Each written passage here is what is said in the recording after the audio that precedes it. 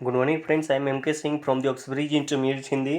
और आज हम लोग सूरदास ने जो पद लिखा है उनके बारे में पढ़ेंगे। कुछ पद में उन्होंने क्या क्या कहा है। अभी तक हम लोग सूरदास के बारे में पढ़े थे, उनका जन्म कब हुआ था और मृत्यु कब हुई थी, यह सब सारा चीज़। उनकी रचनाओं के बारे में हम लोगों ने पढ़ा है, किस तरह से वो वात्सल्य रस से संबंधित थे, वो वात्सल्य रस क्या था, ये सब सारे चीज़ पढ़े थे। कि भक्ति आंदोलन क्या होता है, इसको कितने भागों में बांटा गया है। अब इनके द्वारा लिखा गया जो पद है, इसको हम लोग एक एक करके एक एक शब्द को समझते हुए पढ़ेंगे। वैसे आप लोग मैं बतला देता हूँ, इनके द्वारा लिखा गया जो पद है, इस पद में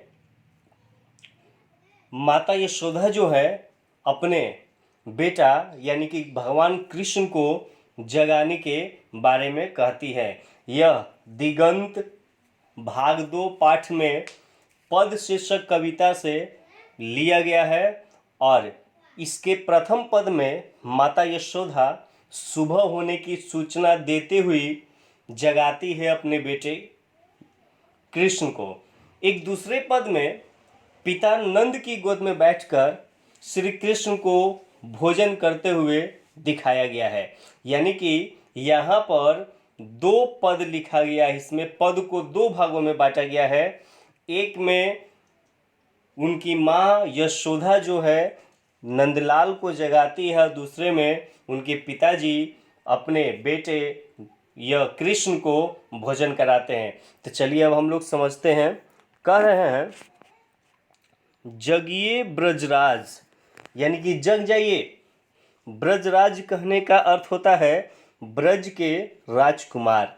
यहाँ पर माता यशोदा जो है अपने बेटे को जगाते हुए कहती हैं कि जग जाइए ब्रजराज कुंवर, ब्रज के कुंवर राजकुमार जग जाइए। कंवल कुसुम फूले, कंवल कहने का अर्थ होता है कि कमल, और कुसुम यह कहने का अर्थ होता है फूल। यह फूल का यह पर्यायवाची शब्द है।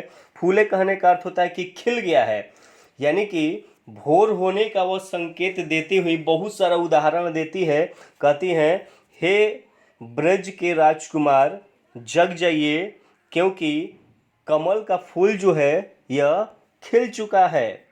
और आगे यह कहती हैं कि कुमुद वृंद झुंड संकुचित भय भृंगलता भूले। देखिए कविता में यह पद में कुमुद जो होता है यह भी एक फूल होता है। यहाँ पर कुमुद का यह फूल बहुत सारा दिखाया गया फोटो में। और यह वृंद कहने का अर्थ होता है कि झुंड। अब कुमुद का फूल जो है रात में खिलता है, अब भोर होने पर वो सिकुड़ जाता है। संकुचित भय यानी संकुचित होना, सिकुड़ जाना। यानी कि एक और उदाहरण देती हैं, कहती हैं कि जग जाइए ब्रज के राजकुमार, कुसुम का जो फूल, कुमुद का जो फूल है वह संकुचित हो गया है। उसका झुंड यहाँ पर जो दिखाई दे रहा है वो जो है संकुचित हो गया, सिकुड़ गया है। यानी कि भोर अब हो गया है। भृंग लता भूले, भृंग कहने का अर्थ होता है भौरा। और सुबह होने के एक और संकेत देती हैं कि भौरे जो हैं लताओं पर जाकर उड़ने लगे हैं, भौरे लताओं पर बैठने लगे हैं। इस तरह से इस पंक्ति में वह माँ यशोदा जो है भगवान कृष्ण को जगाने के लिए भोर होने का संकेत देती हैं। आगे कहती हैं, तमचूर, तमचूर कहने का अर्थ होता है कि मुर्गा। यानी कि मुर्गा जो है खग, यहाँ पर यह बतलाया गया है कि तमचूर यानी कि मुर्गा, खग यानी कि पंछी, रोर। यहाँ पर देखिए फोटो, यहाँ पर यह वीडियो में दिखाया गया है कि रोर कर रही यानी कि कोलाहल कर रही हैं। सुनहूं यानी कि आपको सुनाई दे रहा है। वो अपने बेटे से कहती हैं कि मुर्गा भी कोलाहल कर रहा है, पंछी भी कोलाहल कर रहा है, बोलत बनराई। और यहाँ पर देखिए वन में जो जंगल में पंछियाँ बोलना शुरू कर दी है। यानी कि भोर पूरी तरह से हो गया है। अब जगने का संकेत वो पूरी तरह से दे चुकी है अलग अलग उदाहरणों के द्वारा। आगे कह रहे हैं, रामथी गौ खरीकनी में बछड़ा हितधाई। यानी कि गौ जो है, यह गाय जो है खरीकनी में यानी कि गौशाला में, बाड़ा में रंभा रही है। सुबह हो गया है, बछड़ा हितधाई, वो अपने बछड़े के पास जाने के लिए व्याकुल है। वो अपने बछड़े के पास गौशाले में जाने के लिए व्याकुल है। वह अपने बछड़े को दूध पिलाने के लिए व्याकुल, अपने बछड़े से मिलने के लिए व्याकुल है। इसलिए भोर हो चुका है। यहाँ पर कवि यह सूरदास जो है प्रथम पद में बालकृष्ण को सुबह में जगाने से संबंधित बातें करते हैं, और इसमें प्रथम पंक्ति और दूसरे पंक्ति में सूरदास नींद में सोए हुए बालकृष्ण को जगाने का प्रयास करते हुए कहते हैं कि हे ब्रज यानी कि राजकुमार, आप जग जाइए, क्योंकि अब तो कमल के फूल भी खिल चुके हैं, और दूसरी ओर रात में खिलने वाला कुमुद का फूल का जो झुंड है वो अभी सिकुड़ चुका है, और भौरे जो हैं लताओं पर, फूलों पर मंडराना शुरू कर दिया, इसलिए अब जग जाइए। फिर आगे जो है अभी हम लोगों ने पढ़ा कि तीसरी चौथी पंक्ति में सूरदास से कहते हैं कि मुर्गा भी एक बाग दे रहा है, रोर कर रहा है, उसे सुनिए। और सारे चिड़िया एवं पेड़ पौधे जो है वह पेड़ों चिड़िया जो है पेड़ पौधों पर बैठकर चिल्लाना शुरू कर दी है, यानी कि पूरी तरह से भोर हो गया है, अब जग जाइए। अब कहते हैं यहाँ पर विधु मलिन, यानी कि चंद्रमा भी अब मलिन हो गया है, यानी कि धूमिल दिखाई दे रहा है। रवि, रवि कहने का अर्थ होता है कि सूरज, प्रकाश यानी कि प्रकाश होगा। यहाँ पर सूरज का प्रकाश भी खिल गया है। यहाँ पर फोटो में देखिए कि चंद्रमा जो है पूरी तरह से धूमिल हो गया है, और यहाँ सूरज का प्रकाश जो है चारों तरफ उजाला दे रहा है, यानी कि सूरज भी निकल गया है। और कह रहा है यहाँ पर गावत नर नारी, अब बहुत सारे नर नारी जो हैं भगवान का भजन करना शुरू कर दिए हैं। कृष्ण की ज्योति अलौकिक तीनों लोक में छाई रही है। देखिए आगे, यहाँ पर बहुत सारे नर नारी क्या हैं कि भगवान का भजन करना शुरू कर दिए हैं, यानी कि पूरी तरह से अब सुबह हो गई है। अब आगे कहते हैं, सूर श्याम प्रातः उठो, हे श्याम, हे कृष्ण, प्रातः हो गए हैं, उठ जाइए। अंबुज कर धारी, यानी कि अंबुज, अंबुज यहाँ पर कमल होता है, और कर मीन्स हाथ। हे श्याम, हाथ में कमल धारण करने वाले श्याम, अब आप उठ जाइए, क्योंकि सुबह हो गया है। देखिए यहाँ पर हाथ में कमल को लिए हुए हैं, और कमलधारी जो है भगवान कृष्ण को ही कहा जाता है।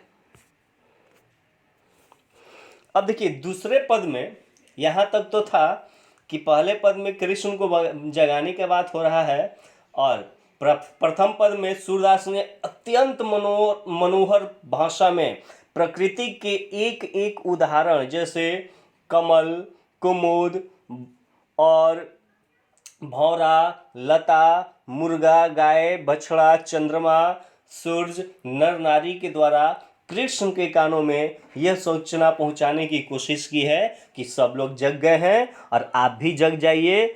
और यह जो है इस पद में वात्सल्य रस है, और इसका बहुत अच्छा चित्रात्मक वर्णन किया गया है। अब द्वितीय पद में क्या है कि सूरदास ने बाल कृष्ण के भोजन का वर्णन किया है, जो कृष्ण के पिता नंद गांव में बैठकर कृष्ण को दही, मक्खन, बड़ी खिलाते हैं। यशोदा भी देखती हैं, और कृष्ण कुछ खाते हैं, कुछ गिराते हैं धरती पर। भोजन के बाद जब कृष्ण हाथ मुंह धो लेते हैं, तो सूरदास बचे हुए जूठन को मांग लेते हैं, मांगने की कोशिश करते हैं।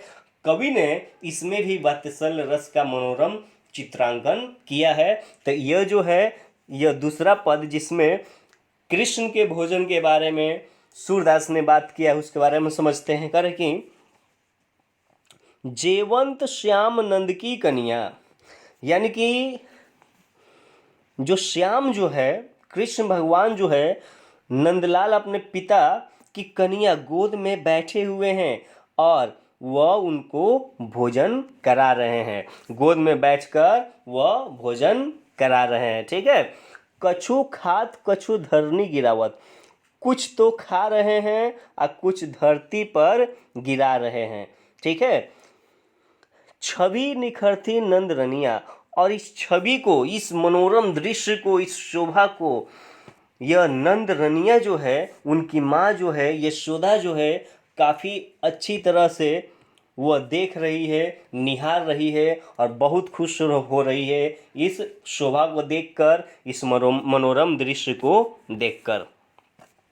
फिर कह रहे हैं मिश्री दधी माखन मिलित, मिलित कहने का अर्थ होता है मिलाकर, करी यानी कि हाथ, मुख नावत यानी कि डालते हुए, छवि यानी कि अभी हम लोगों ने देखा कि छवि कहने का अर्थ होता है कि शोभा, मनोरम दृश्य, धन यानी कि धन। यहाँ पर इसको समझिए, कह रहे हैं कि मिश्री जो मीठा होता है, छोटा छोटा जो मिश्री होता है यहाँ पर है, यह जो मिश्री जो है, और उसके बाद दही, मिश्री और दही में माखन को मिलाकर, ठीक है, मिश्री दही और माखन में मिश्री को अपने हाथों से मिलाकर अपने मुंह के पास, मुख नावत यानी कि अपने मुंह के पास ले जाते हैं वह। और जब यह चीज़ करते हैं, यह खाना खाते हैं, तो इस छवि को, इस मनोरम दृश्य को देखकर धन्य हो जाते हैं सूरदास। यानी धनिया जो होता है वह खाने वाला धनिया नहीं, यह धन्य होने के अर्थ में यह है। और ये सूरदास ने खुद के बारे में यहाँ पर बतलाया है और कह रहे हैं सूरदास कि अपन खात, अपने तो खा ही रहे हैं, नंदमुख नावत, और नंदलाल को भी यानी अपने पिता को भी के मुंह में भी ले जा रहे हैं। सो छवि कहत न बनिया, और ऐसा जो छवि है, ऐसी जो मनोरम दृश्य है, उसका वर्णन करते नहीं बनता है। हमें समझ में नहीं आता है उस मनोरम दृश्य का वर्णन कैसे करें। तो सूरदास जो है उस मनोरम दृश्य के वर्णन करने के बारे में कहते हैं कि वो इतना मनोरम दृश्य है कि उसका वर्णन करते नहीं बनता है। आगे कह रहे हैं बड़ी बड़ा बेसन बहु भातिनी व्यंजन विविध अंगनिया, यानी कि उनके सामने बड़ी रखा हुआ है। यह आपको लोग फोटो में देख रहे हैं, दही बड़ा जिसको हम लोग बोलते हैं, इसको बड़ी है। अब बड़ा बेसन, बेसन का बना हुआ जो फुलौरी होता है, जो बेसन का पकौड़ी होता है, तो वह भी है। बहुभातनी व्यंजन, और इतना ही नहीं, इसके अलावा भी बहुत सारा व्यंजन रखा हुआ है थाली में परोस कर, वहाँ पर बहुत सारा व्यंजन रखा हुआ है। अनेक प्रकार के अंगनिया कहने का, विविध अंगनिया यानी कि अनेक, बहुत सारा। डारत खात लेत अपने कर, कह रहे हैं कि उसमें हाथ डालते हैं, खाते हैं, अपने हाथों से ही यह काम कर रहे हैं। लेकिन रुचि मानत दही दुनिया, ये इतना सारा ये जो व्यंजन जो रखा गया है, उनसे उनका कोई वास्ता नहीं है। उनका तो मन बस इस दही के दुनिया में लग रहा है। उनका मन जो है, रुचि जो है, दिलचस्पी जो है, मानत दही दुनिया, इस दही के दुनिया में ही उनका मन लगता है। यानी कि वो दही से काफ़ी प्रेम करते हैं, यह उनका पसंदीदा भोजन है। जो रसनंद यशोदा विलसत, कह रहे हैं सूरदास, जो रस की अनुभूति नंद और यशोदा को होता है, विलसत कहने का अर्थ होता है प्राप्त होना। वो खाना खिलाकर जो चीज़ उन लोगों को मिल रहा है, जिस चीज़ की उन लोगों की प्राप्ति हो रही है, सो नहीं तिहु भुनिया, वैसे सुखों की प्राप्ति तीनों लोकों में किसी को नहीं होती होगी। सूरदास कहते हैं कि खाना खिलाकर जो रस की प्राप्ति, जिस आनंद की प्राप्ति नंद और यशोदा को हो रहा है, वह जो है तीनों लोकों में किसी को नहीं मिलता होगा। भोजन करी नंद अचमन, भोजन करने के बाद नंद जी उनको अचमन कराते हैं, कुल्ला कराते हैं, हाथ वगैरह धुलाते हैं। लीन हो मांगत सूर्य जुठनिया, लेकिन सूरदास जो हैं बस यही कामना करते हैं कि काश उनके अचमन का भी थोड़ा सा चीज़ हमें मिल पाता, उनके अचमन यानी कि जूठा भी अगर मुझे मिल पाता तब मैं भी काफ़ी धन्य हो जाता।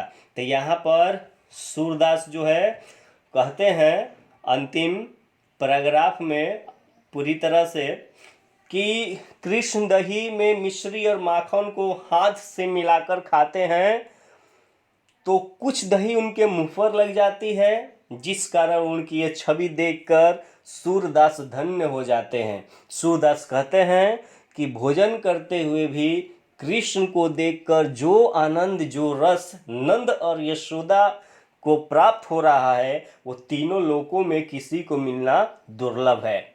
जब भोजन करने के बाद नंद जी कृष्ण के हाथ धुलवाकर उन्हें कुल्ला करवाते हैं तो सूरदास श्री कृष्ण से उनके बचे हुए जूठन रूपी प्रसाद को मांग रहे होते हैं, अर्थात वह कृष्ण भक्ति के वात्सल्य रूप में डूब जाते हैं। तो आज के लिए इतना ही। Thanks for watching this video.